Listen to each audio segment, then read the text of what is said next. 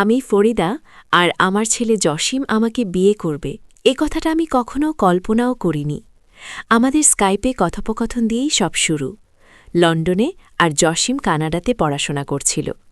একদিন রাতে স্কাইপে কথা বলার সময় জসিম আমাকে একটা অদ্ভুত প্রশ্ন করল, মা, আমাদের সম্পর্ক কি শুধু মা ছেলের মধ্যেই সীমাবদ্ধ, নাকি আমরা আরও অন্য কিছু হতে পারি? প্রথমে আমি বুঝতেই পারিনি ও কি বলতে চাইছে। তোর মাথা খারাপ হয়েছে? আমি হেসে উঠিয়ে দিয়ে দিলাম। না মা, আমি আসলেই তোমাকে নতুন সম্পর্কে চাই, জসিম বলল। তোমাকে আমি একজন মহিলা হিসেবে দেখতে শুরু করেছি। তোমার ছবিগুলো দেখি আর ভাবি তুমি কত সুন্দর। আমি চাই তুমি আমার স্ত্রী হও। আমি স্কাইপের স্ক্রিনে স্তব্ধ হয়ে বসে রইলাম। এ কি শুনছি আমি? আমার নিজের ছেলে আমাকে বিয়ে করতে চাইছে? কিন্তু সেই মুহূর্তে আমার মনে পড়ল আমার বয়স মাত্র ৩৬ আর জসিমের বয়স ১৮। আমি যখন জসিমকে জন্ম দিয়েছিলাম তখন আমার বয়স ছিল মাত্র ১৮। আমরা দেখতে অনেকটা বোন ভাইয়ের মতো ছিলাম। আমাদের সেই স্কাইপ কল থেকে জসিম ছুটিতে যখন লন্ডনে এলো তখন সব বদলে গেল। এয়ারপোর্টে ও আমাকে দেখে প্রথমে জড়িয়ে ধরল, তারপর আমার গালে চুমু খেল। আমি অবাক, সবাই আমাদের দেখছে। কিন্তু তখন বুঝতে পারলাম কেউ সন্দেহ করেনি যে আমরা মা ছেলে। সবাই ভেবেছিল আমরা প্রেমিক প্রেমিকা। হোটেলে ফিরে জসিম আমাকে জড়িয়ে ধরে বলল, মা, তোমাকে ছাড়া আমি বাঁচতে পারব না, আমি তোমাকে বিয়ে করব। কু? আমি তার দিকে তাকালাম। আমার মনে হলো এই সম্পর্ক নিয়ে আমাকে গভীরভাবে ভাবতে হবে। আমার হাতে একটা লেটার ছিল যেটা ও জানত না। সেই চিঠিতে লেখা ছিল একটা অদ্ভুত সত্য। জসিম আমার ছেলে নয়। আমি তাকে দত্তক নিয়েছিলাম যখন সে মাত্র ১ বছরের ছিল। আমি কখনোই ওকে সত্যিটা বলিনি। জসিম ভেবেছে ও আমার নিজের ছেলে। জসিম, তোমাকে একটা কথা বলার আছে, আমি ধীরে ধীরে বললাম। তুমি আমার জৈবিক সন্তান নও। জসিম হতবম্ব হয়ে আমার দিকে তাকিয়ে রইল। তুমি কি বলছ? তার চোখে অবিশ্বাস।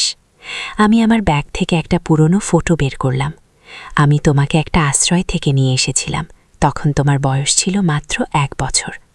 এতদিন ধরে তুমি আমাকে মিথ্যা বলে এসেছ? জসিম প্রশ্ন করল, তার কণ্ঠে হতাশা। আমি মাথা নাড়লাম। আমি চেয়েছিলাম তোমার স্বাভাবিক জীবন হোক। আমি চেয়েছিলাম তুমি নিজেকে একজন পূর্ণাঙ্গ পরিবারের সদস্য মনে করো। জসিমের অভিমান আর রাগ পরিষ্কার বোঝা যাচ্ছিল। তাহলে আমার আসল বাবা মা কারা? তারা কেন আমাকে ছেড়ে দিয়েছিল? সেই মুহূর্তে আমি জসিমকে সত্যিটা বলবো কিনা ভেবেছিলাম, কিন্তু আমি জানতাম সত্যিটা না বললে আমাদের সম্পর্ক আর কখনোই আগের মতো হবে না। তোমার পিতা ছিলেন লর্ড রবার্ট হ্যামিল্টন, একজন বিখ্যাত ব্রিটিশ বিজ্ঞানী, আমি ধীরে ধীরে বললাম।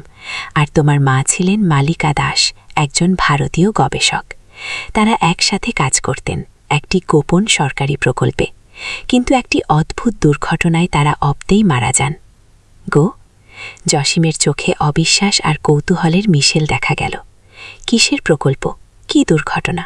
আমি একটা গভীর শ্বাস নিলাম। তারা কাজ করছিলেন একটি টাইম ম্যানিপুলেশন ডিভাইস নিয়ে, একটি এমন যন্ত্র যা দিয়ে সময়ের গতি পরিবর্তন করা যেত। কিন্তু পরীক্ষার সময় একটি বিস্ফোরণ হয়েছিল। প্রকল্পটি সম্পূর্ণ গোপন ছিল, তাই সরকার এটা ঢাকতে গিয়ে তোমার পিতামাতাকে একটি কার দুর্ঘটনায় মারা গেছেন বলে দেখিয়েছিল। জসিম চেয়ারে বসে পড়ল। তাহলে কেন আমি সেখানে ছিলাম না? আমাকে কেন বাঁচানো হয়েছিল? আমি তার পাশে বসলাম। কারণ সেদিন তোমাকে আমি দেখাশোনা করছিলাম। আমি তোমার মায়ের সবচেয়ে কাছের বন্ধু ছিলাম। তোমার জন্মের সময় আমিই তার পাশে ছিলাম। তোমার বাবা মা দুর্ঘটনার পর সরকারি লোকেরা তোমাকে নিয়ে যেতে এসেছিল, কিন্তু আমি তোমাকে দিতে রাজি হইনি। আমি তোমাকে নিয়ে পালিয়ে গেলাম আর নিজের সন্তান হিসেবে পালন করতে লাগলাম। গো? জসিম স্তব্ধ হয়ে আমার কথা শুনছিল। তাহলে তুমি আমার মা নও, তুমি আমার মায়ের বন্ধু। হ্যাঁ, কিন্তু তোমাকে আমি আমার নিজের সন্তানের মতোই ভালোবাসি জসিম, এটা কখনো ভুলো না। আগে। জসিম উঠে দাঁড়ালো আর জানালার দিকে হাঁটতে লাগল। তাহলে আমার জীবনটাই একটা মিথ্যার ওপর দাঁড়িয়েছিল? আমি কি ভুল করেছি জসিমকে সত্যি বলে? কিন্তু হঠাৎ করে জসিম ঘুরে দাঁড়ালো আর বলল, আমার বাবা মাকে সত্যিই সময় নিয়ে গবেষণা করতেন? তাদের গবেষণার কি হয়েছিল? আমি মাথা নাড়লাম। জানি না, সরকার সবকিছু গোপন করে ফেলেছে। কি? আমি জানতে চাই, জসিম জোর দিয়ে বলল। আমার বাবা মার কাজ সম্পর্কে, তাদের গবেষণা সম্পর্কে, সব কিছু। আমি দেখলাম তার চোখে একটা অদ্ভুত দৃঢ়তা, যেটা আমি আগে কখনো দেখিনি। আমি বুঝতে পারলাম জসিম আর আগের সেই ছেলে নেই। তাহলে আমরা খুঁজব, আমি বললাম। আমরা তোমার পিতামাতার রহস্য উদ্ঘাটন করব। আমাদের আবেগপূর্ণ কথোপকথন থেকে শুরু হলো একটি অদ্ভুত এবং রোমাঞ্চকর যাত্রা। জসিম আর আমি মিলে খুঁজতে লাগলাম তার পিতামাতার অতীত, তাদের গবেষণা আর সেই রহস্যময় প্রকল্প সম্পর্কে সব তথ্য। প্রথমেই আমরা লর্ড রবার্ট হ্যামিল্টনের পুরানো অফিসে গেলাম। কেমব্রিজ বিশ্ববিদ্যালয়ের ফিজিক্স বিভাগে তিনি একসময় কাজ করতেন। সেখানে গিয়ে আমরা দেখলাম তার সব গবেষণা প্রায় মুছে ফেলা হয়েছিল, কিন্তু বিভাগের একজন বৃদ্ধ অধ্যাপক ডক্টর জেমস ক্লার্ক লর্ড হ্যামিল্টনকে ভালো করেই চিনতেন। রবার্ট একজন প্রতিভাবান বিজ্ঞানী ছিলেন, ডক্টর ক্লার্ক বললেন, কিন্তু তিনি যে কাজে লিপ্ত ছিলেন সেটা ফিজিক্সের গণ্ডি ছাড়িয়ে গিয়েছিল। তিনি বিশ্বাস করতেন যে সময় শুধু একমুখী নয়, বরং বিভিন্ন দিকে প্রবাহিত হতে পারে। তার থিওরি অনুসারে আমরা শুধু ভবিষ্যতে যেতে পারি না, বরং সময়ের গতিকেও মন্থর করতে পারি। কিভাবে? জসিম জিজ্ঞেস করল। তিনি একটি যন্ত্র তৈরি করেছিলেন, একটি অদ্ভুত যন্ত্র, যেটা কোয়ান্টাম ফিল্ড ম্যানিপুলেশন ব্যবহার করে সময়ের গতি পরিবর্তন করতে পারত। তিনি এটাকে টেম্পোরাল রেডিয়েশন মডিউলেটর বা টিআরএম নাম দিয়েছিলেন। গো, সেই যন্ত্র এখন কোথায়? আমি জিজ্ঞেস করলাম। ডক্টর ক্লার্ক মাথা নাড়লেন। সেটা তো দুর্ঘটনায় ধ্বংস হয়ে গিয়েছিল, তাই না? আমি আর জসিম একে অপরের দিকে তাকালাম। দুর্ঘটনা নাকি ইচ্ছাকৃত বিস্ফোরণ? আমাদের তদন্ত আমাদের নিয়ে গেল ভারতে, মালিকা দাসের বাড়িতে। কলকাতার একটি পুরানো বাড়িতে এখনও তার পরিবার বাস করত। মালিকার বাবা বিনয়বাবু আমাদের দেখে অবাক হলেন। তুমি জসিম? তিনি অবিশ্বাসের সাথে জিজ্ঞেস করলেন। তুমি বেঁচে আছো? জসিম অবাক হয়ে গেল। আপনি আমাকে চেনেন? চিনি, তুমি আমার নাতি। বৃদ্ধ লোকটি জসিমকে জড়িয়ে ধরলেন। আমরা ভেবেছিলাম তুমিও সেই দুর্ঘটনায় মারা গিয়েছ। গো, আমি বিনয়বাবুকে সব বললাম, কিভাবে আমি জসিমকে বাঁচিয়েছিলাম, কিভাবে আমরা পালিয়ে গিয়েছিলাম, সব কিছু। বিনয়বাবু আমাদের মালিকার পুরানো ঘরে নিয়ে গেলেন। মালিকা তার সব গুরুত্বপূর্ণ কাগজপত্র এখানে রাখত।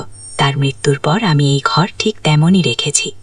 ঘরটি ধুলো ভরা ছিল, কিন্তু আসবাবপত্র সব ঠিক তেমনই ছিল যেমনটা মালিকা রেখে গিয়েছিলেন। আমরা সারাদিন ধরে ঘরটি খুঁজলাম, কিন্তু কোনো গুরুত্বপূর্ণ তথ্য পেলাম না। কিন্তু রাতে জসিম হঠাৎ আমাকে ডেকে তুলল। দেখো এই ছবিটা। সেটা ছিল একটি পারিবারিক ফটো, যেখানে মালিকা, রবার্ট আর ছোট জসিম ছিল। কিন্তু আশ্চর্যের বিষয় ছিল ফটোর পেছনে লেখা একটি সংকেত, 314648354119। এটা একটি জিপিএস কোঅর্ডিনেট, জসিম বলল। আর RM7 হতে পারে টেম্পোরাল রেডিয়েশন মডিউলেটরের 7ম সংস্করণ। গো, আমরা সেই কোঅর্ডিনেট গুগল ম্যাপে সার্চ করলাম আর দেখলাম এটা জেরুজালেমের একটি প্রাচীন ভবনের অবস্থান। পরের দিনই আমরা ভারত থেকে ইসরায়েলের দিকে রওনা দিলাম, কিন্তু আমাদের কেউ একজন লক্ষ্য করেনি যে আমাদের পিছনে একটি কালো গাড়ি আমাদের অনুসরণ করছিল।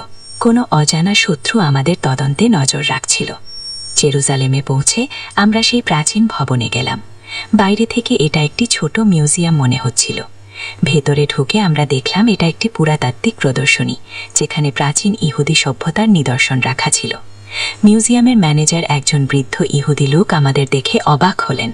আপনারা কি লর্ড হ্যামিল্টনের খোঁজ করছেন? তিনি জিজ্ঞেস করলেন। আমরা দুজনেই চমকে উঠলাম।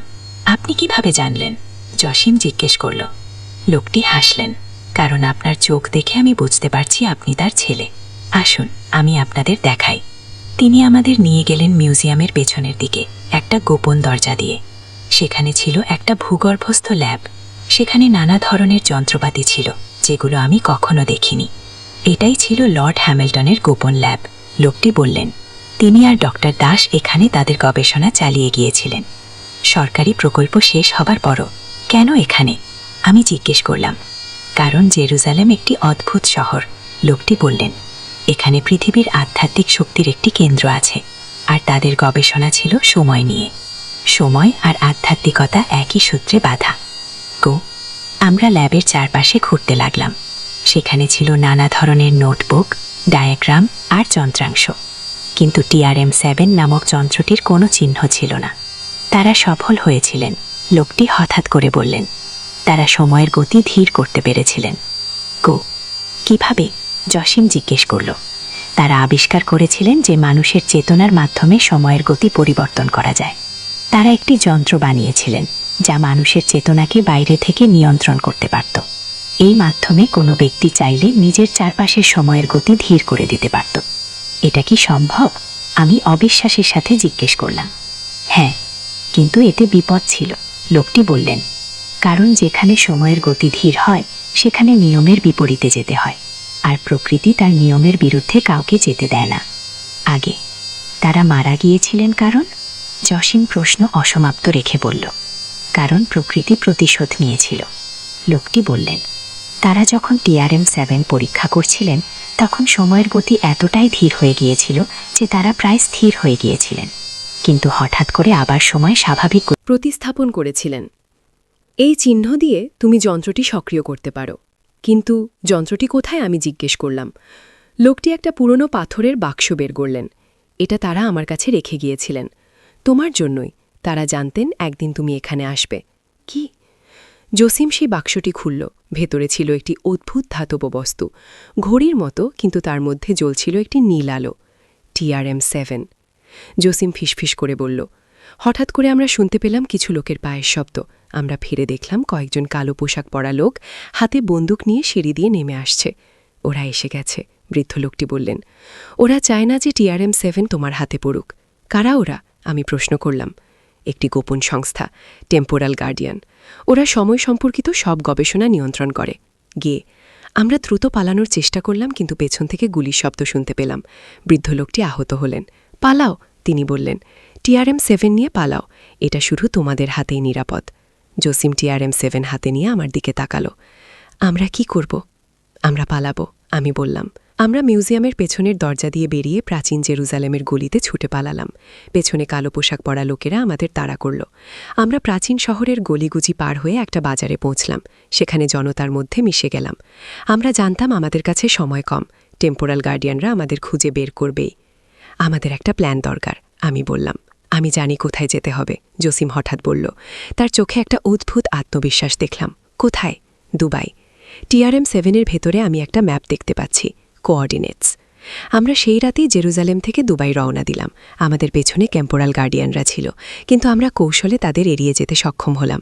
দুবাইতে পৌঁছে আমরা সেই কোঅর্ডিনেটে গেলাম, যেটা ছিল বুর্জ খলিফার কাছে একটি লুকানো বাড়ি। বাড়িটির বাইরে লেখা ছিল খোদাস হ্যামিল্টন ফাউন্ডেশন। এটা তোমার বাবা মার ফাউন্ডেশন, আমি অবাক হয়ে বললাম। আমরা ভেতরে ঢুকলাম আর দেখলাম একটি সুন্দর অফিস। রিসেপশনে একজন মহিলা ছিলেন। তিনি জসিমকে দেখে অবাক হলেন। তুমি জসিম হ্যামিল্টন? তিনি জিজ্ঞেস করলেন। জসিম মাথা নাড়ল। আমরা তোমার অপেক্ষা করছিলাম, মহিলাটি বললেন। আমার নাম ডক্টর সারা আহমেদ। আমি তোমার বাবা মার সহকর্মী ছিলাম। ডক্টর আহমেদ আমাদের একটি গোপন লিফটে নিয়ে গেলেন, যেটা আমাদের নিয়ে গেল মাটির নিচে একটি বিশাল ল্যাবরেটরিতে। এখানেই তোমার বাবা মা তাদের আসল গবেষণা করতেন, ডক্টর আহমেদ বললেন। টেম্পোরাল গার্ডিয়ানরা এই জায়গার কথা জানত না। কিন্তু আপনি কিভাবে জানলেন আমরা আসব? জসিম জিজ্ঞেস করল। কারণ তোমার বাবা মার সময়ের সাথে খেলতে শিখেছিলেন, ডক্টর আহমেদ বললেন। তারা জানতেন ভবিষ্যতে কি ঘটবে। তারা জানতেন টেম্পোরাল গার্ডিয়ানরা তাদের হত্যা করবে, তাই তারা তোমাকে বাঁচানোর ব্যবস্থা করেছিলেন। তারা জানতেন তুমি একদিন TRM-7 নিয়ে এখানে আসবে। কি? কেন? আমি জিজ্ঞেস করলাম। কেন তারা এতটা বিপদ নিলেন? কারণ TRM-7 আসলে শুধু সময় নিয়ন্ত্রণের জন্য নয়, ডক্টর আহমেদ বললেন। এটা মানবজাতির ভবিষ্যৎ বাঁচানোর একমাত্র উপায়। কিভাবে? জসিম জিজ্ঞেস করল। আমাদের গ্রহের ভবিষ্যৎ অন্ধকার, ডক্টর আহমেদ বললেন। তোমার বাবা মা একটি প্রযুক্তি আবিষ্কার করেছিলেন যা দিয়ে কোনো নির্দিষ্ট স্থানে সময়ের গতি ধীর করা যায়। এর মাধ্যমে আমরা পৃথিবীকে আসন্ন জলবায়ু বিপর্যয় থেকে বাঁচাতে পারি, ধীরে ধীরে গ্রিনহাউস গ্যাসের মাত্রা কমিয়ে এনে। কি? আমি বুঝতে পারছি না, জসিম বলল। দেখো, আমাদের গ্রহে এমন কিছু এলাকা আছে যেখানে কার্বন ডাইঅক্সাইড দ্রুত বাড়ছে, ডক্টর আহমেদ বললেন। TRM-7 ব্যবহার করে আমরা সেই এলাকায় সময়ের গতি ধীর করতে পারি, যাতে সেখানে দূষণ কম হয়। এটা হবে মানবজাতির রক্ষা। বোঝনি? কিন্তু টেম্পোরাল গার্ডিয়ানরা কেন এটা চায় না? আমি জিজ্ঞেস করলাম। কারণ তারা ভয় পায় যে এই প্রযুক্তি সাধারণ মানুষের হাতে চলে গেলে সময়ের সাথে অবাধে খেলা শুরু হবে, ডক্টর আহমেদ বললেন। তারা নিজেরাই এই ক্ষমতা রাখতে চায়। হঠাৎ করে আমরা শুনতে পেলাম একটা বিস্ফোরণের শব্দ। টেম্পোরাল গার্ডিয়ানরা আমাদের খুঁজে বের করেছিল। দ্রুত, ডক্টর আহমেদ বললেন। আমাদের কাছে সময় কম নেই। তিনি আমাদের নিয়ে গেলেন ল্যাবের পেছনের দিকে, যেখানে ছিল একটি বিশাল যন্ত্র। এটা TRM প্রধান 7। 7টি TRM যন্ত্রের নিয়ন্ত্রক। TRM-7কে এর সাথে সংযুক্ত করক। জসিম যন্ত্রটি বের করল আর সংযুক্ত করল বড় যন্ত্রের সাথে। হঠাৎ করে সারা ঘর আলোকিত হয়ে উঠল নীল আলো। এখন তোমার হাতের চিহ্ন ব্যবহার করো, ডক্টর আহমেদ বললেন। জসিম তার হাতের ত্রিভুজাকার চিহ্ন যন্ত্রের একটি অনুরূপ চিহ্নের ওপর রাখল। সাথে সাথে একটি শক্তিশালী নীল আলো ছড়িয়ে পড়ল চারদিকে। টেম্পোরাল গার্ডিয়ানরা দরজা ভেঙে ঘরে ঢুকে পড়ল, কিন্তু তারা যেন ধীরে ধীরে চলছিল। তাদের গতিবিধি যেন স্লো মোশনে ছিল। সময়ের গতি ধীর হয়ে গেছে তাদের জন্য, ডক্টর আহমেদ বললেন। কিন্তু আমরা TRM-7-এর সংযোগে আছি, তাই আমরা স্বাভাবিক গতিতে চলতে পারছি। আমরা টেম্পোরাল গার্ডিয়ানদের পাশ দিয়ে বেরিয়ে গেলাম। তারা যেন স্থির হয়ে গিয়েছিল। আমরা কি করব? জসিম জিজ্ঞেস করল। আমরা TRM প্রধান নিয়ে নেপালে যাব, ডক্টর আহমেদ বললেন। সেখানে হিমালয়ের পাদদেশে তোমার বাবা মা একটি গোপন ঘাঁটি স্থাপন করেছিলেন। সেখানে তারা TRM প্রধানকে সম্পূর্ণ করবেন। এরপর শুরু হলো আমাদের অবিশ্বাস্য যাত্রা। TRM প্রধান নিয়ে আমরা দুবাই থেকে নেপাল গেলাম। পথে টেম্পোরাল গার্ডিয়ানরা আমাদের পেছনে লেগে রইল। আমরা কখনো ট্রেনে, কখনো বিমানে, কখনো বা গাড়িতে করে এগিয়ে চললাম। কাঠমান্ডুতে পৌঁছে আমরা একটি পুরানো গাড়ি ভাড়া করে হিমালয়ের পাদদেশে চলে গেলাম। ডক্টর আহমেদ আমাদের নিয়ে গেলেন এক নির্জন পাহাড়ি এলাকায়, যেখানে একটি গুহার মুখ ছিল। এখানেই তোমার বাবা মা TRM প্রধানের প্রযুক্তি সম্পূর্ণ করতে চেয়েছিলেন, ডক্টর আহমেদ বললেন। আমরা গুহার ভেতরে ঢুকলাম। ভেতরে ছিল একটি অত্যাধুনিক ল্যাব, সম্পূর্ণ বিচ্ছিন্ন, যেখানে লর্ড হ্যামিল্টন আর মালিকা দাস তাদের গবেষণা চালিয়ে গিয়েছিলেন। আমরা কি করব? আমি জিজ্ঞেস করলাম। আমরা TRM প্রধানকে সক্রিয় করব, ডক্টর আহমেদ বললেন। তারপর এটা কাজ করবে সারা বিশ্বে, ধীরে ধীরে দূষিত এলাকাগুলোর সময়ের গতি কমিয়ে এনে। কি? আমরা TRM প্রধান স্থাপন করলাম ল্যাবের কেন্দ্রে। জসিম আবার তার হাতের চিহ্ন ব্যবহার করল যন্ত্রটি সক্রিয় করতে। একটি বিশাল নীল আলো ছড়িয়ে পড়ল চারদিকে। কিন্তু হঠাৎ করে আমি লক্ষ্য করলাম ডক্টর আহমেদের চোখে একটা অদ্ভুত হাসি। তিনি একটা বন্দুক বের করলেন। ধন্যবাদ জসিম, তিনি বললেন।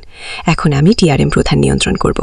এটা বিশ্বকে বাঁচাবে না, বরং আমাকে বিশ্বের শাসক বানাবে। আমরা অবাক হয়ে গেলাম। আপনি কে? জসিম জিজ্ঞেস করল। আমি টেম্পোরাল গার্ডিয়ানদের প্রধান, ডক্টর আহমেদ হাসলেন। আমি তোমার বাবা মাকে হত্যা করার আদেশ দিয়েছিলাম, কিন্তু আমি জানতাম না যে তারা TRM-7 তোমার হাতে দিয়ে গেছেন। আমি অপেক্ষা করেছি যে তুমি একদিন এটা নিয়ে এখানে আসবে। কি? জসিম আর আমি ফাঁদে পড়ে গিয়েছিলাম। আমরা ভেবেছিলাম আমরা বিশ্বকে বাঁচাতে যাচ্ছি, কিন্তু আসলে আমরা এক বিশ্বসী অস্ত্র দিয়ে দিয়েছিলাম টেম্পোরাল গার্ডিয়ানদের হাতে। আমি TRM প্রধান ব্যবহার করব সময়ের গতি নিয়ন্ত্রণের জন্য, কিন্তু শুধু আমার নিজের স্বার্থে, ডক্টর আহমেদ বললেন। আমি আমার শত্রুদের সময় ধীর করে দেব আর নিজে দ্রুত গতিতে চলব। আমি অজয় হব। কিন্তু হঠাৎ করে জসিম একটা অদ্ভুত কাজ করল। সে তার হাতের চিহ্নে জোরে চাপ দিল। TRM প্রধান থেকে একটি তীব্র আলো বের হলো, আর ডক্টর আহমেদ যেন স্থির হয়ে গেলেন। এটা কি তুমি করছো? আমি অবাক হয়ে জিজ্ঞেস করলাম। হ্যাঁ, জসিম বলল। আমি বুঝতে পারছি কিভাবে এটা কাজ করে। আমি তার সময়কে ধীর করে দিয়েছি। আমরা দ্রুত ডক্টর আহমেদের হাত থেকে বন্দুক নিয়ে নিলাম। আমরা কি করব? আমি জিজ্ঞেস করলাম। আমি জানি আমার বাবা মা কী চেয়েছিলেন, জসিম বলল। তারা TRM প্রধান ব্যবহার করতে চেয়েছিলেন বিশ্বের ভারসাম্য ফিরিয়ে আনতে। আমরা সেটাই করব। জসিম আবার TRM প্রধানের সামনে দাঁড়ালো। তার হাতের চিহ্ন আবার সক্রিয় হলো। নীল আলো ছড়িয়ে পড়ল সারা ল্যাবে, তারপর বাইরে, তারপর পুরো পাহাড়ে, তারপর সারা পৃথিবীতে। সময় সঠিক হবে, জসিম ফিসফিস করে বলল। আমি দেখলাম জসিমের চোখে একটা অদ্ভুত আলো জ্বলছে। সে যেন ক্ষণিকের জন্য তার বাবা মার মতো দেখাচ্ছিল। TRM প্রধান সম্পূর্ণ সক্রিয় হবার পর আমরা বুঝতে পারলাম যে বিশ্বে কিছু বদলে গেছে। আমরা বাইরে গিয়ে দেখলাম আকাশ আগের চেয়ে নীল, বাতাস আগের চেয়ে পরিষ্কার। 6 মাস পর বিজ্ঞানীরা অবাক হয়ে ঘোষণা করলেন যে পৃথিবীর তাপমাত্রা কমতে শুরু করেছে। গ্রিনহাউস গ্যাসের মাত্রা কমছে। কেউ বুঝতে পারছিল না কিভাবে এটা সম্ভব হচ্ছে, কিন্তু আমরা জানতাম TRM প্রধান সারা বিশ্বে দূষিত এলাকাগুলো সময়ের গতি ধীর করে দিয়েছিল, যার ফলে সেখানে দূষণের মাত্রা কমে যাচ্ছিল। ধীরে ধীরে আমাদের গ্রহ ফিরে পাচ্ছিল তার হারানো ভারসাম্য। জসিম আর আমি TRM প্রধান সুরক্ষিত রাখার জন্য হিমালয়ের গুহায় থাকার সিদ্ধান্ত নিলাম। জসিম এখানে তার বাবা মার গবেষণা চালিয়ে যাচ্ছে, আর আমি তার পাশে আছি, যেমন আমি সবসময় ছিলাম। আমি ফরিদা, আর আমার ছেলে জসিম। আমাকে বিয়ে করবে এই কথাটা আমি কখনো কল্পনাও করিনি, কারণ জসিম আমার ছেলে নয়, তবে সে আমার পরিবার। আমরা এখন একসাথে আছি, এক অসাধারণ গবেষণার দায়িত্বে, যা পৃথিবীকে বাঁচাচ্ছে।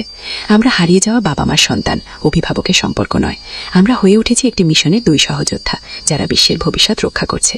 টেম্পোরাল গার্ডিয়ানরা এখনও আমাদের খুঁজছে, কিন্তু আমরা সময়ের রহস্য জেনে গেছি। আমরা জানি কিভাবে লুকিয়ে থাকতে হয়, কিভাবে বেঁচে থাকতে হয়, কিভাবে লড়াই করে যেতে হয়। এই রহস্যময় ও রোমাঞ্চকর গল্পের এখানেই শেষ নয়, এটা শুধু শুরু। কারণ সময় একটি অনন্ত নদীর মতো, সে সবসময় প্রবাহিত হয়। নদীর ধারে এক গ্রাম। প্রথম অধ্যায়, শুরুর কথা। পদ্মা নদীর ধারে ছোট্ট একটা গ্রাম, নামটা হলো কুসুমপুর। এই গ্রামে বাস করত একটা ছেলে, তার নাম রাকিব। রাকিবের বয়স মাত্র 22 বছর।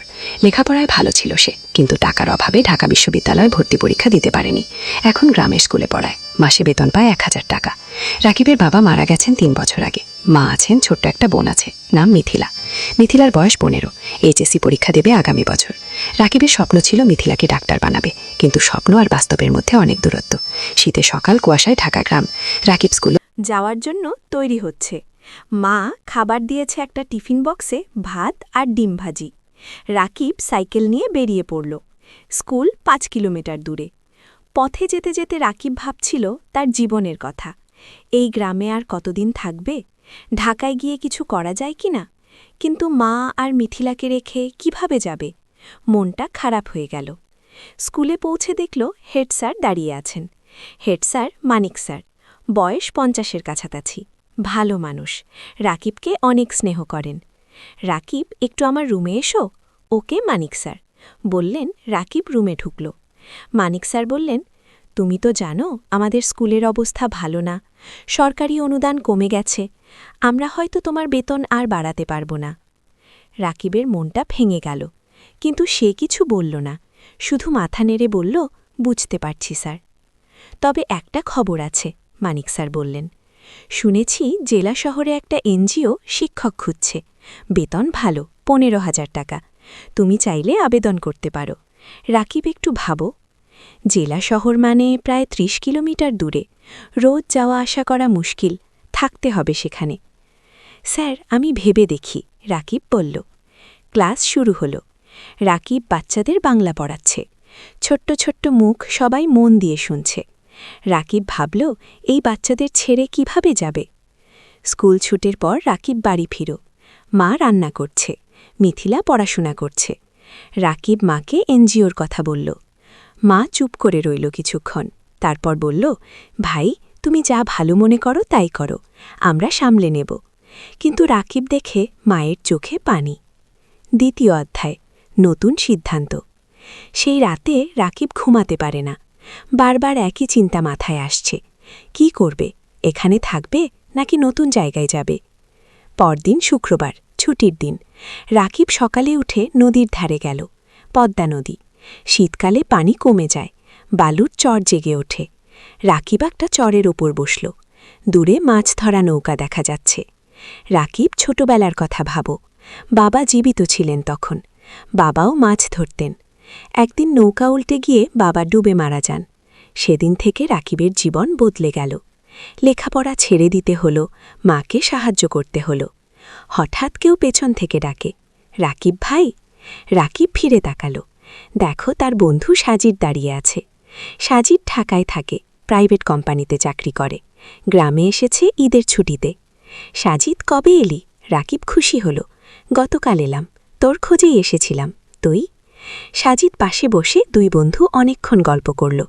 সাজিদ বলল তার চাকরির কথা, ঢাকার জীবনযাপনের কথা। রাকিব শুনল চুপচাপ। তারপর সাজিদ জিজ্ঞেস করল, তুই এই গ্রামে আর কতদিন পড়ে থাকবি? ঢাকায় চলে আয় না, আমি তোকে চাকরি খুঁজে দেব। রাকিব মাথা নাড়ে। মা আর মিথিলাকে রেখে কিভাবে যাব? ওদেরকে নিয়ে আয়, ঢাকায় ভাড়া বাসায় থাকবি। ও সাজিদ বলল, তোকে তো জানি ঢাকায় এক রুম ভাড়া নিতে কত টাকা লাগে। আমার সামর্থ্য আছে। রাকিব তিক্ত হাসল। সাজিদ কিছু বলল না, সে জানে রাকিবের সমস্যা। দুপুরে রাকিব বাড়ি ফিরো। মা খাবার দিয়েছে, ভাত, ডাল আর একটা মাছ। রাকিব খেতে খেতে ভাবছিল, জীবনটা কেন এত কঠিন। খাওয়ার পর মিথিলা এলো। ভাইয়া, আমার পরীক্ষার ফি দিতে হবে 5,000 টাকার। রাকিবের মাথায় হাত। এই মাসে বেতন পাবে 10,000 টাকা, তার মধ্যে বাড়ি ভাড়া 3,000, মায়ের ওষুধ 2,000, খরচপাতি 3,000। পরীক্ষার ফি দেবে কোথা থেকে? চিন্তা করিস না, ব্যবস্থা হবে। কি?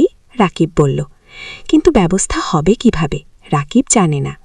সেই রাতে রাকিব মনস্থির করল, সে জেলা শহরে এনজিওর চাকরির জন্য আবেদন করবে। 15,000 টাকা হলে অনেক কিছু করা যাবে। তৃতীয় অধ্যায়, নতুন পথ। সোমবার সকালে রাকিব জেলা শহরে গেল। এনজিওর অফিস খুঁজে পেল, একটা 3তলা বিল্ডিং। ভেতরে ঢুকে নাম লিখল রিসেপশনে। কিছুক্ষণ পর ডাক পড়ল। একটা রুমে ঢুকল রাকিব। দেখল একজন ভদ্রমহিলা বসে আছেন, বয়স 40-এর কাছাকাছি, হাসি মুখ।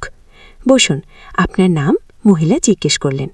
রাকিব, রাকিব হোসেন। হুঁ, আপনার সার্টিফিকেট? রাকিব ব্যাগ থেকে সার্টিফিকেট বের করে দিলেন। মহিলা দেখলেন। আপনি গ্রামে পড়ান? মহিলা জিজ্ঞেস করলেন। জি মাম, 3 বছর ধরে। ও ভালো, আমরা গ্রামের স্কুলে কাজ করি, আপনার অভিজ্ঞতা কাজে লাগবে। গুড। মহিলা আরও কিছু প্রশ্ন করলেন, রাকিব উত্তর দিল। তারপর মহিলা বললেন, ঠিক আছে, আমরা আপনাকে জানাবো, 1 সপ্তাহের মধ্যে ফোন করব। রাকিব বের হয়ে এলো, মনটা একটু হালকা লাগে, হয়তো চাকরি হবে। কিন্তু সমস্যা হলো অন্য জায়গা। রাকিব গ্রামে ফিরে দেখল মা অসুস্থ হয়ে পড়েছে, জ্বর হয়েছে। ডাক্তার ডেকে আনতে হলো। ডাক্তার ওষুধ লিখে দিলেন, ওষুধের দাম 1000 টাকা। রাকিবের পকেটে 5000 টাকা ছিল, বাকি 5000 টাকা ধার করতে হলো পাশের বাড়ির কাকার কাছে। মা শুয়ে শুয়ে বলল, ভাই তুমি জেলা শহরে চাকরি নিও না, আমরা এখানেই থাকি। না মা, তোমার চিকিৎসার জন্য টাকা লাগবে, মিথিলার পড়াশোনার জন্য টাকা লাগবে, আমাকে ভালো চাকরি করতে হবে, রাকিব বলল। পরের সপ্তাহে রাকিবের ফোন এলো এনজিও থেকে, চাকরি হয়েছে, পরের মাস থেকে জয়েন করতে হবে। রাকিব খুশি হলো, কিন্তু সাথে সাথে চিন্তাও হলো, জেলা শহরে থাকবে কোথায়, বাসা ভাড়া নিতে হবে, সেই টাকা কোথায়। রাকিব মানিক স্যারের কাছে গেল, সব বলল। মানিক স্যার শুনলেন, তারপর বললেন, তুমি চিন্তা করো না, আমার জেলা শহরে একটা ছোট্ট ফ্ল্যাট আছে, খালি পড়ে আছে, তুমি সেখানে থাকতে পারো, প্রথম 3 মাস ভাড়া লাগবে না। রাকিবের চোখে পানি এলো, স্যার আপনি কি? তুমি ভালো ছেলে, তোমার উন্নতি হোক, এটাই চাই। মানিক স্যার হাসলেন। রাকিব স্যারের পা ছুঁয়ে সালাম করল। 4র্থ অধ্যায়, জেলা শহরে নতুন জীবন। পরের মাসের প্রথম দিনে রাকিব জেলা শহরে চলে এলো। মা আর মিথিলা গ্রামে রইল। রাকিব ঠিক করে সপ্তাহে 1 দিন গ্রামে যাবে। মানিক স্যারের ফ্ল্যাট ছোট্ট কিন্তু পরিষ্কার, একটা রুম, একটা রান্নাঘর, একটা বাথরুম। রাকিব নিজের জিনিসপত্র গুছিয়ে রাখল। পরদিন এনজিও অফিসে গেল, কাজ শুরু হলো। রাকিবকে দায়িত্ব দেওয়া হলো 5টা গ্রামের স্কুল দেখাশোনা করার। সপ্তাহে 3 দিন স্কুলে যেতে হবে, বাকি দিন অফিসে। প্রথম দিন রাকিব একটা গ্রামে গেল। স্কুলটা খুবই খারাপ অবস্থা, ছাদ দিয়ে পানি পড়ে, বেঞ্চ ভাঙা, শিক্ষক মাত্র 2 জন, ছাত্রছাত্রী প্রায় 150। রাকিব শিক্ষকদের সাথে কথা বলল, তারা বলল অনেক সমস্যার কথা, বেতন কম, সরকারি সাহায্য নেই, অনেক বাচ্চা স্কুল ছেড়ে দিয়েছে। রাকিব বুঝল এখানে অনেক কাজ করার আছে, সে মনস্থির করে ভালোভাবে কাজ করবে। সন্ধ্যায় রাকিব ফ্ল্যাটে ফিরো, একা একা রান্না করল, ভাত আর ডিম ভাজি। খেয়ে শুয়ে পড়ল। মায়ের কথা মনে পড়ল, মিথিলার কথা মনে পড়ল। রাকিব মাকে ফোন করল, মা কেমন আছো? ভালো আছি, তুমি খেয়েছ? মা জিজ্ঞেস করল। হ্যাঁ মা, তুমি ওষুধ খেয়েছ তো? খেয়েছি, মিথিলা পড়াশোনা করছে, তুমি চিন্তা করো না। ফোন রেখে রাকিব ঘুমিয়ে পড়ল। দিন যাচ্ছে, রাকিব কাজে মন দিচ্ছে। সে দেখছে স্কুলগুলোর অবস্থা ধীরে ধীরে ভালো হচ্ছে, এনজিও থেকে সাহায্য আসছে, নতুন বেঞ্চ এসেছে, ছাদ মেরামত হয়েছে, শিক্ষকদের ট্রেনিং দেওয়া হচ্ছে। রাকিব খুশি, তার মনে হচ্ছে সে কিছু ভালো কাজ করছে। 3 মাস পর রাকিব প্রথম বেতন পেল, 15,000 টাকা। রাকিব সাথে সাথে 10,000 টাকা মাকে পাঠিয়ে দিল, বাকি 5,000 টাকা দিয়ে নিজের খরচ চালাবে। মা ফোন করে কাঁদো, ভাই তুমি এত টাকা পাঠালে, তোমার কি হবে? মা তুমি চিন্তা করো না, আমার হয়ে যাবে, তুমি ভালো থাকো গো। রাকিবের মনে হলো জীবনে প্রথমবার সে কিছু করতে পারছে। 5ম অধ্যায়, নতুন বন্ধুত্ব। এনজিও অফিসে রাকিবের সহকর্মী অনেক, তার মধ্যে একজন মেয়ে আছে, নাম তানিয়া। তানিয়া ঢাকা থেকে এসেছে, লেখাপড়া করেছে ঢাকা বিশ্ববিদ্যালয়ের, খুব মেধাবী, কিন্তু গ্রামের মানুষের জন্য কাজ করতে চায়, তাই এনজিওতে জয়েন করেছে। তানিয়া আর রাকিব প্রায় একসাথে মাঠে কাজ করে, স্কুলে যায়, শিক্ষকদের সাথে কথা বলে, বাচ্চাদের পড়ায়। ধীরে ধীরে তানিয়া আর রাকিবের মধ্যে বন্ধুত্ব হলো। তানিয়া রাকিবকে অনেক কিছু শেখায়, কিভাবে প্রজেক্ট প্ল্যান করতে হয়, কিভাবে রিপোর্ট লিখতে হয়, কিভাবে মানুষের সাথে কথা বলতে হয়। রাকিব তানিয়াকে শেখায় গ্রামের জীবন সম্পর্কে, গ্রামের মানুষের সমস্যা সম্পর্কে, কিভাবে তাদের সাহায্য করা যায়। একদিন তানিয়া রাকিবকে জিজ্ঞেস করল, তুমি কি বিয়ে করেছো? রাকিব হেসে বলল, না, বিয়ের কথা ভাবার সময় নেই, এখন পরিবারের দায়িত্ব আছে। কি, তোমার পরিবার কেমন? তানিয়া জিজ্ঞেস করল। রাকিব তার মা আর মিথিলার কথা বলল, বাবার মৃত্যুর কথা বলল, কিভাবে সে সংসার চালাচ্ছে সেই কথা বলল। তানিয়া শুনল চুপচাপ, তারপর বলল, তুমি খুব সাহসী গো। রাকিব কিছু বলল না, শুধু হাসল। সময় যাচ্ছে, রাকিবের কাজ ভালো হচ্ছে, এনজিও থেকে তাকে প্রশংসা করা হচ্ছে, বেতনও বাড়ি, এখন 17,000 টাকা পায়। রাকিব সপ্তাহে 1 দিন গ্রামে যায়, মাকে দেখে আসে, মিথিলার পড়াশোনা দেখে দেয়। মিথিলা এখন কলেজে পড়ছে, সে ডাক্তার হতে যায়। একদিন মা রাকিবকে বলল, ভাই তোর বিয়ের কথা ভাবা উচিত। কি? রাকিব, মা এখনো সময় আছে, আগে মিথিলাকে প্রতিষ্ঠিত করি। কি, তোর বয়স হয়ে যাচ্ছে, আমি চিন্তায় থাকি। কি? মা বলল, তুমি চিন্তা করো না মা, সব ঠিক হবে। 6ষ্ঠ অধ্যায়, প্রেম আর স্বপ্ন। 1 বছর পার হয়ে পড়ল। রাকিব এখন এনজিওতে প্রজেক্ট কোঅর্ডিনেটর, বেতন 20,000 টাকা। সে এখন একটা ভাড়া বাসায় থাকে, মাসে ভাড়া 5,000 টাকা। তবু মাকে প্রতি মাসে 12,000 টাকা পাঠায়। মিথিলা খুব ভালো ফলাফল করেছে, সে মেডিকেল কলেজে ভর্তি হতে চায়, কিন্তু ভর্তি পরীক্ষার জন্য কোচিং করতে হবে, কোচিং ফি অনেক। রাকিব চিন্তায় পড়ল, কোথা থেকে টাকা আসবে। তানিয়া বুঝতে পারো রাকিবের সমস্যা। একদিন সে বলল, রাকিব তুমি একটু চিন্তিত মনে হচ্ছ। কি? রাকিব মিথিলার কথা বলল। তানিয়া বলল, আমি আমার এক বন্ধুকে জানি, সে ঢাকায় মেডিকেল কোচিং সেন্টার চালায়। আমি তাকে বলবো, হয়তো কম ফিতে তোমার বোনকে ভর্তি করে নেবে। কি? রাকিব অবাক হলো, তুমি এত সাহায্য করছো কেন? তানিয়া চুপ করে রইল কিছুক্ষণ, তারপর বলল, কারণ তুমি ভালো মানুষ তো। রাকিব কিছু বলল না, কিন্তু মনের ভেতর একটা অনুভূতি হলো। পরের সপ্তাহে তানিয়া তার বন্ধুর সাথে রাকিবের কথা হলো। বন্ধু রাজি হলো মিথিলাকে অর্ধেক ফিতে ভর্তি করতে। রাকিব খুশিতে আত্মহারা। সে তানিয়াকে ধন্যবাদ দিল বারবার। তানিয়া হেসে বলল, ধন্যবাদ না, একটা ট্রিট দাও। রাকিব তানিয়াকে নিয়ে গেল একটা রেস্টুরেন্টে। দুজন একসাথে খাবার খেলো, অনেক গল্প করলো, হাসলো। খাবার পর বাইরে বের হয়ে তানিয়া বলল, রাকিব আমি তোমাকে একটা কথা বলতে চাইনি। বল। হুঁ। তানিয়া একটু থেমে বলল, আমি তোমাকে ভালো। তুমি ঢাকার মেয়ে, উচ্চশিক্ষিত। আমি একজন সাধারণ গ্রামের ছেলে। আমার পরিবার গরিব, আমার অনেক দায়িত্ব আছে কি। তানিয়া রাকিবের হাত ধরল। এগুলো আমার কাছে কোনো সমস্যা নাই। আমি তোমাকে চাই, তোমার টাকা বা স্ট্যাটাস নয়। রাকিবের চোখে পানি এলো। তানিয়া, আমি তোমাকে কিছু দিতে পারবো না। তুমি আমাকে ভালোবাসা দিতে পারবে, সততা দিতে পারবে, এটাই যথেষ্ট। রাকিব তানিয়ার দিকে তাকায়, তারপর বলল, আমিও তোমাকে ভালোবাসি, কিন্তু ভয় পাচ্ছি। উষের ভয়? তানিয়া জিজ্ঞেস করল। ভয় পাচ্ছি তোমার পরিবার রাজি হবে না, ভয় পাচ্ছে আমি তোমাকে সুখী করতে পারব না। তানিয়া হাসল। আমার পরিবার আমাকে বিশ্বাস করে, আমি যদি খুশি থাকি তারা খুশি থাকবে। আর তুমি আমাকে সুখী করতে পারবে কিনা সেটা সময় বলবে। আমরা একসাথে চেষ্টা করব। সেই রাতে রাকিব ঘুমাতে পারে না। সারা রাত তানিয়ার কথা ভাবো। জীবনে প্রথমবার কেউ তাকে এভাবে ভালোবাসে। সপ্তম অধ্যায়, বাধা আর চ্যালেঞ্জ। পরের সপ্তাহে রাকিব গ্রামে গেল। মাকে সব কথা বলল, তানিয়ার কথা, প্রেমের কথা। মা শুনো চুপচাপ, তারপর বলল, মেয়ে কেমন? খুব ভালো মা, তুমি তাকে দেখলে পছন্দ করবে। কিন্তু তার পরিবার রাজি হবে? আমরা তো গরিব। খিমা চিন্তিত হল। তানিয়া গড়েছে তার পরিবার তাকে বিশ্বাস করে, সমস্যা হবে না। মিথিলা খুশি হল। ভাইজান, তুমি বিয়ে করছ? আমি ভাবির সাথে দেখা করব। রাকিব হাসো। হ্যাঁ রে, তোকে নিয়ে যাব ঢাকায়। উশেল অন্যদিক থেকে তানিয়া তার বাবা মাকে রাকিবের কথা বলল। প্রথমে তারা খুশি হল, কিন্তু যখন জানল রাকিব একজন এনজিও কর্মী, বেতন মাত্র 20,000 টাকা, তখন তারা আপত্তি করল। তানিয়ার বাবা বললেন, তানিয়া, তুমি ঢাকা বিশ্ববিদ্যালয় থেকে পাশ করেছ, তুমি একজন ভালো চাকরিজীবী ছেলে পাবে। এই ছেলে তোমাকে কি দেবে? তানিয়া বলল, বাবা, আমি টাকার জন্য বিয়ে করছি না। আমি রাকিবকে ভালোবাসি। ভালোবাসা দিয়ে সংসার চলে না, তানিয়ার মা বললেন। বাবা, রাকিব খুব সৎ এবং পরিশ্রমী। সে তার পরিবারের জন্য অনেক কষ্ট করছে। এরকম মানুষ এখন কমই আছে কি? তানিয়া বোঝানোর চেষ্টা করল। আমরা সময় চাই, আমরা ছেলেটাকে দেখতে চাই। তানিয়ার বাবা বললেন। তানিয়া রাকিবকে ফোন করে সব বলল। রাকিব শুনো। তারপর বলল, আমি জানতাম এটা হবে, তুমি হাল ছেড়ে দিও না, আমি তাদের বোঝাবো। তানিয়া বলল। পরের মাসে রাকিব ঢাকায় গেল। তানিয়ার বাবা মার সাথে দেখা করল। তারা রাকিবকে অনেক প্রশ্ন করল। রাকিব সব সততার সাথে উত্তর দিল। তানিয়ার বাবা বললেন, তুমি তোমার ভবিষ্যৎ নিয়ে কি ভাবছ? তুমি সারা জীবন এনজিওতে থাকবে? রাকিব বলল, আঙ্কেল, আমি স্বপ্ন দেখি একদিন নিজের একটা স্কুল করব, গ্রামের গরিব ছেলে মেয়েদের বিনামূল্যে পড়াবো, এটা আমার লক্ষ্য। তানিয়ার বাবা অবাক হলেন। তুমি কি জানো একটা স্কুল খুলতে কত টাকা লাগে? জানি আঙ্কেল, কিন্তু আমি বিশ্বাস করি যদি সততার সাথে চেষ্টা করি একদিন সফল হব।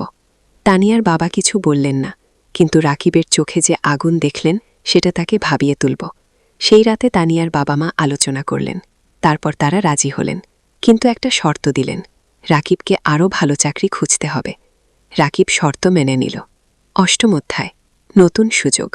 বিয়ের প্রস্তুতি শুরু হলো, কিন্তু রাকিব চিন্তায় ছিল। বিয়েতে অনেক খরচ হবে, সেই টাকা কোথায়? তানিয়া বলল, আমরা সিম্পল বিয়ে করব, বেশি খরচ করব না আগে। কিন্তু তানিয়ার পরিবার বট পেয়ে যায়, অনেক আত্মীয় স্বজন আছে। রাকিব টেনশনে ছিল। তখন মানিক স্যার তাকে ডাকলেন। স্যার বললেন, রাকিব, আমি শুনেছি তোমার বিয়ে হবে। আমি তোমাকে একটা উপহার দিতে চাই। স্যার একটা খাম দিলেন। খামে ছিল 5,000 টাকা। রাকিবের চোখ বড় হয়ে গেল। স্যার, এটা আমি নিতে পারবো না। এটা উপহার। তুমি আমার ছাত্রের মতো। তুমি অবশ্যই নেবে। স্যার জোর করলেন। রাকিব স্যারকে জড়িয়ে ধরল। স্যার, আপনি আমার জন্য অনেক কিছু করেছেন। তুমি ভালো থাকো, এটাই চাই। এদিকে রাকিবের ভাগ্য খুঁড়তে শুরু করল। একদিন এনজিওর ডিরেক্টর রাকিবকে ডাকলেন। বললেন, রাকিব, তোমার কাজ আমরা খুব পছন্দ করেছি। আমরা একটা নতুন প্রজেক্ট শুরু করছি। তুমি প্রজেক্ট ম্যানেজার হবে। বেতন হবে 35,000 টাকা। রাকিব বিশ্বাস করতে পারে না। 35,000 টাকা? এত টাকা কখনো কল্পনাও করেনি। স্যার, সত্যি? রাকিব জিজ্ঞেস করল। হ্যাঁ, তুমি যোগ্য, তুমি পারবে, ডিরেক্টর বললেন। রাকিব সাথে সাথে তানিয়াকে ফোন করল। তানিয়া খুশিতে চিৎকার করল। সেই সন্ধ্যায় রাকিব মাকে ফোন করল, সব বলল। মা কাঁদতে লাগল, খুশির কান্না। ভাই, আল্লাহ তোমার ভালো করেছে। তুমি অনেক কষ্ট করেছ, খিমা বলল। মা, এখন আমরা ভালো থাকব। মিথিলার পড়াশোনা ভালো হবে, তুমি সুস্থ থাকবে। বিয়ের দিন এলো। সিম্পল কিন্তু সুন্দর বিয়ে।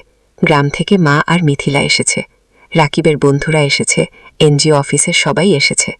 তানিয়া দেখতে খুব সুন্দর লাগছিল, লাল শাড়িতে। রাকিব পাঞ্জাবি পরেছে। বিয়ে হলো। সবাই দোয়া করল, আশীর্বাদ করল। রাকিব আর তানিয়া নতুন জীবন শুরু করল। নবম অধ্যায়, স্বপ্ন পূরণের পথে। বিয়ের পর রাকিব আর তানিয়া জেলা শহরে একটা বড় ফ্ল্যাট ভাড়া নিল, 2 বেডরুমের। তারা ঠিক করে মা আর মিথিলাকে নিয়ে আসবে। মা প্রথমে রাজি হল না, বলল, তোমরা নতুন বিয়ে করেছ, আমরা গেলে তোমাদের সমস্যা হবে কি? তানিয়া নিজে গ্রামে গেল। মাকে বলল, মা, আপনি আমার মা।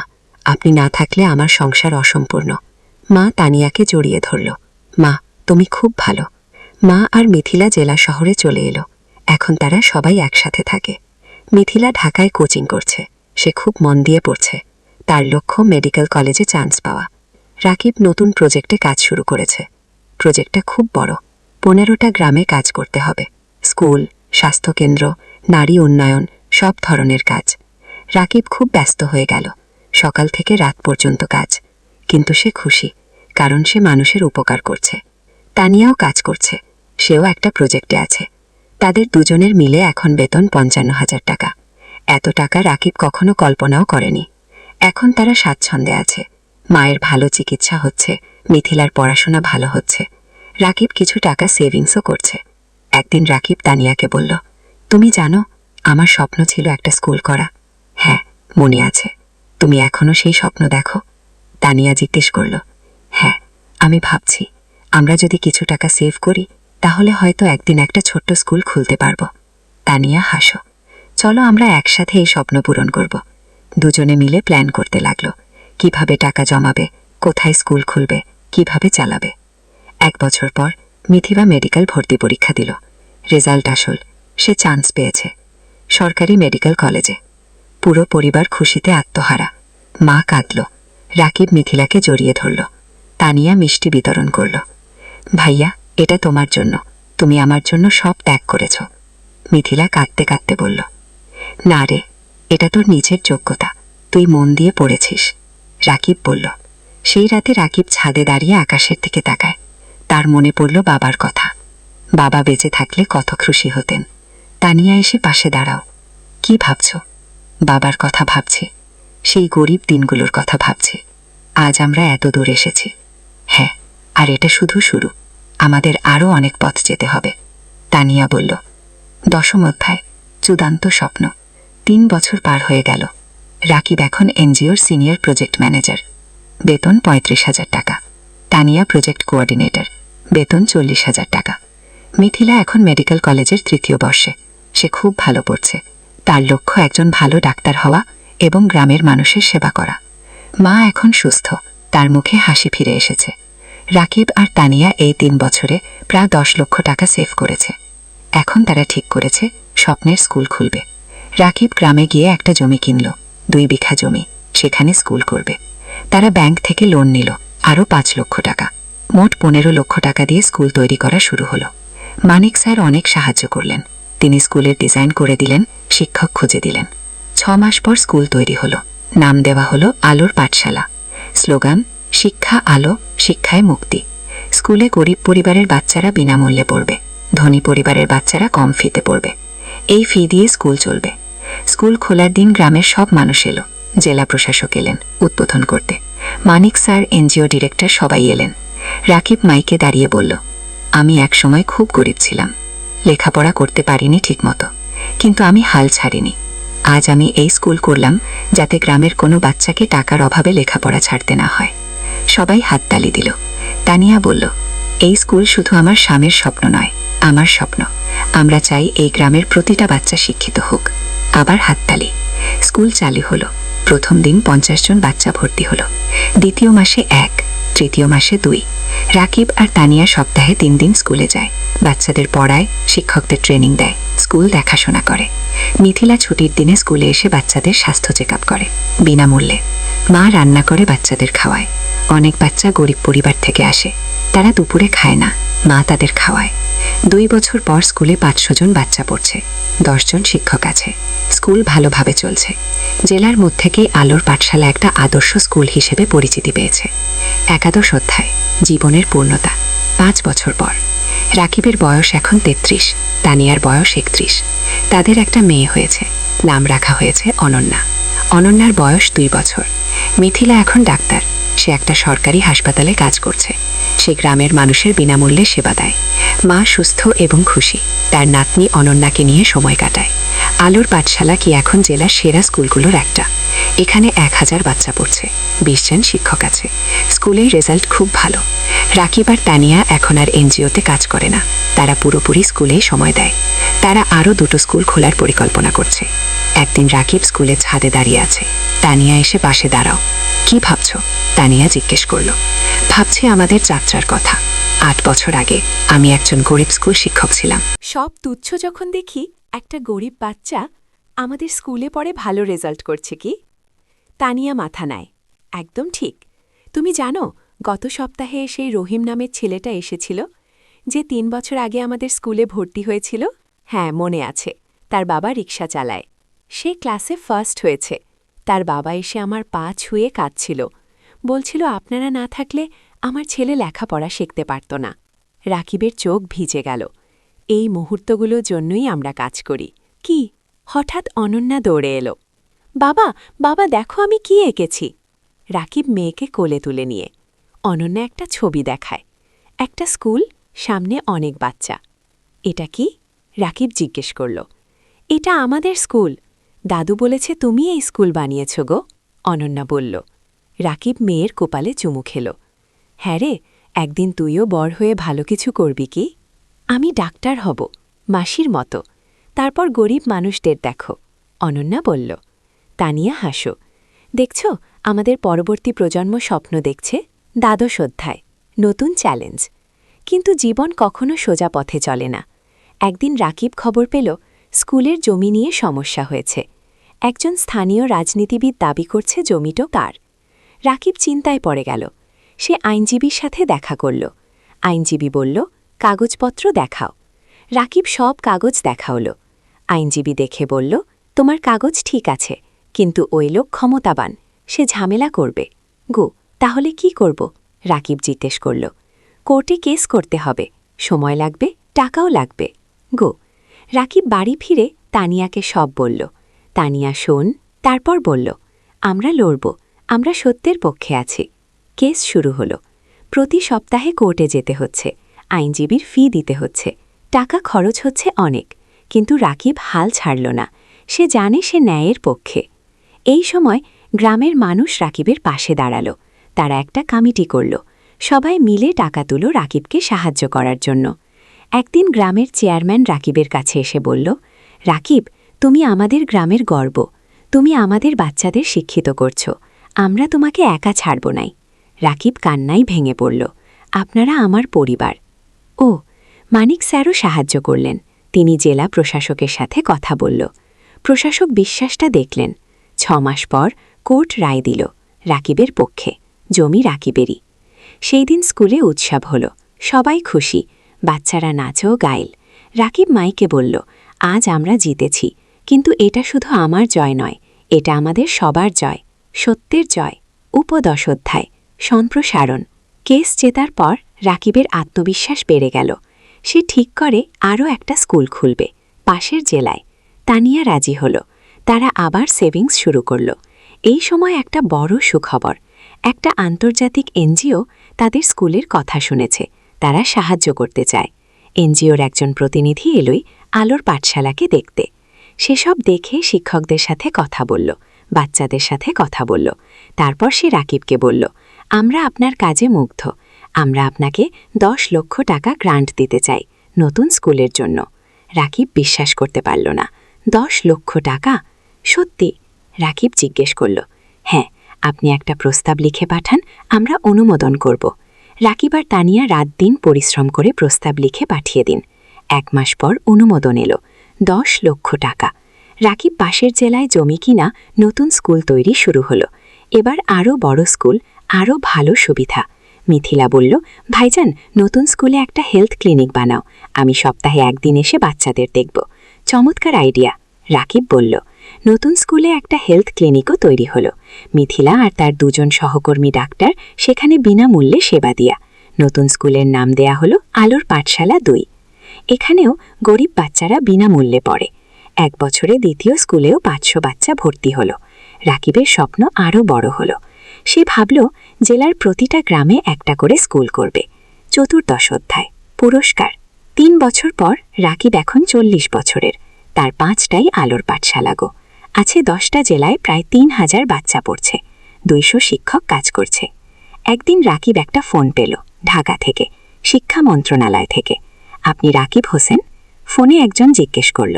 জি, আপনাকে জানাতে পেরে আনন্দিত যে আপনার নাম জাতীয় শিক্ষা পুরস্কারের জন্য নির্বাচিত হয়েছে। আপনি গ্রামীণ শিক্ষায় অসামান্য অবদান রেখেছেন। রাকিব স্তব্ধ হয়ে গেল। জাতীয় পুরস্কার? সত্যি? রাকিব জিজ্ঞেস করল। হ্যাঁ, আগামী মাসে ঢাকায় অনুষ্ঠান হবে। মাননীয় প্রধানমন্ত্রী পুরস্কার দেবেন। বু! রাকিব ফোন রেখে তানিয়াকে জড়িয়ে ধরল। তান, আমরা জাতীয় পুরস্কার পেয়েছি। তানিয়া কাঁদতে লাগল। খুশির কান্না। তুমি পেরেছ, তুমি সত্যিই পেরেছ। মা খবর শুনে কাঁদল। ভাই, তোর বাবা বেঁচে থাকলে কত খুশি হতো গো। মিথিলা বলল, ভাইজান, তুমি আমার হিরো গো। অনন্যা এখন 7 বছর বলল, বাবা, তুমি সবচেয়ে ভালো বাবা। পুরস্কারের দিন, ঢাকা বঙ্গভবন। রাকিব স্যুট পরেছে, তানিয়া শাড়ি পরেছে। মা, মিথিলা, অনন্যা সবাই গেছে। মানিক স্যারও গেছে। তিনি রাকিবকে বললেন, আমি গর্বিত তোমার শিক্ষক ছিলাম গো। অনুষ্ঠানে অনেক মানুষ। রাকিবের নাম ডাকা হলো। সে মঞ্চে ওঠ।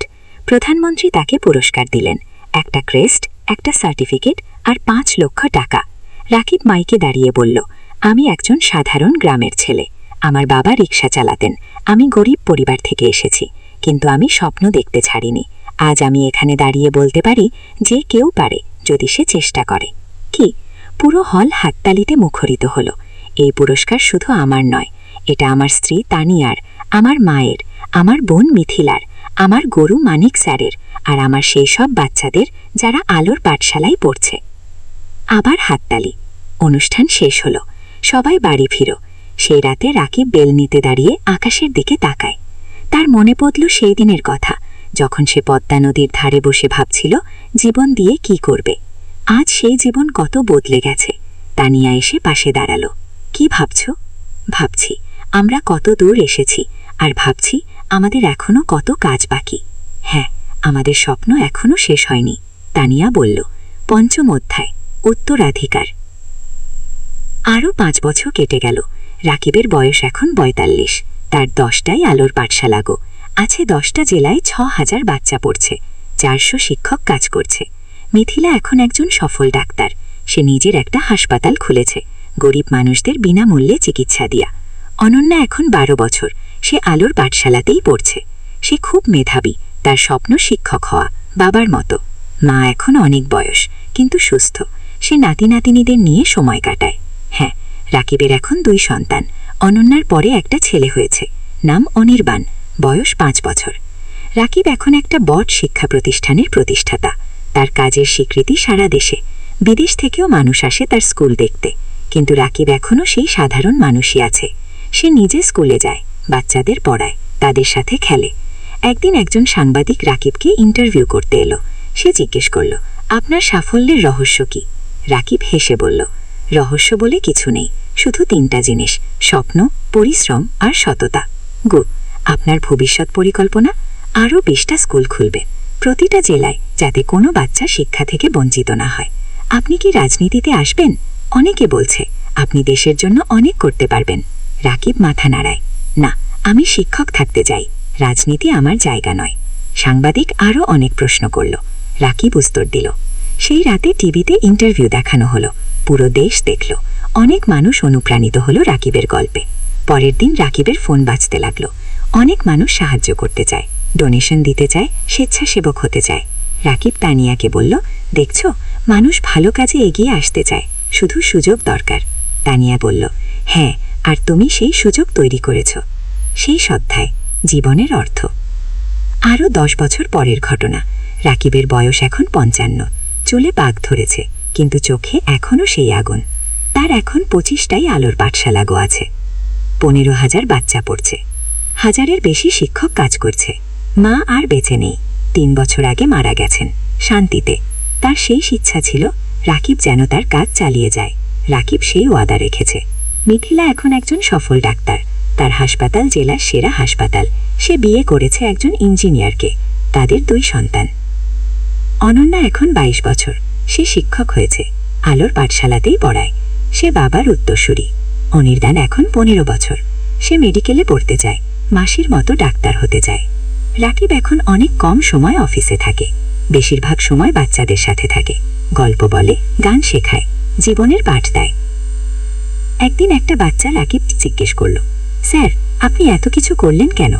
আপনি তো ব্যবসা করে ধনী হতে পারতেন। রাকিব হেসে বলল, বাবা, টাকা দিয়ে সবকিছু কেনা যায় না। আমি যখন দেখি তুমি ভালো রেজাল্ট করেছ, তখন যে আনন্দ পাই, সেটা কোনো টাকাই কেনা যায় না। তাহলে জীবনের অর্থ কি স্যার? বাচ্চাটা জিজ্ঞেস করল। রাকিব একটু ভাবল, তারপর বলল, জীবনের অর্থ হলো অন্যের জীবনে আলো জ্বালানো। যদি তুমি একজন মানুষকেও সাহায্য করতে পারো, তাহলে তোমার জীবন সার্থক। বাচ্চাটা মাথা নাড়ায়, আমিও আপনার মতো হতে চাই স্যার। গো। রাকিব বাচ্চাটার মাথায় হাত বুলিয়ে দিল, তুমি আমার চেয়ে আরও ভালো হবে। সেই সন্ধ্যায় রাকিব আর তানিয়া তাদের বাড়ির ছাদে বসে আছে। সূর্য অস্ত যাচ্ছে, আকাশ লাল কমলা রঙে রাঙানো। তানিয়া বলল, তুমি জানো, যখন প্রথম তোমাকে দেখেছিলাম, তখন জানতাম না তুমি এত দূর যাবে। গো। রাকিব হাসল, আমিও জানতাম না, কিন্তু তোমাকে পেয়েছিলাম বলে সম্ভব হয়েছে। গি। না, তুমি পেরেছ, তোমার ইচ্ছা শক্তি আর কঠোর পরিশ্রমের কারণে। আমি শুধু সাথে ছিলাম। গো। তুমি শুধু সাথে ছিলে না, তুমি আমার শক্তি ছিলে, আমার অনুপ্রেরণা ছিলে। দুজন চুপচাপ বসে। তার জীবন সার্থক হয়েছে, তার স্বপ্ন পূরণ হয়েছে, আর এটাই জীবনের সবচেয়ে বড় পাওয়া।